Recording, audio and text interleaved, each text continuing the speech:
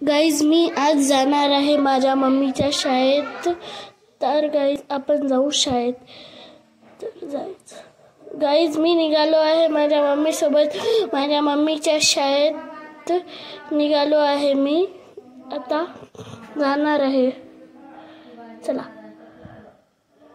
तर गाईज चला. गाईज मी आता एंटर झालेला आहे माझ्या मम्मीच्या शाळेत, मम्मीच्या गावात.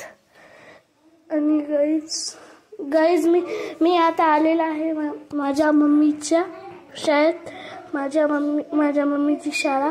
माझ्या मम्मीच्या शाळेत 5 रूम्स आहेत, 2 अंगणवाडीची आणि 3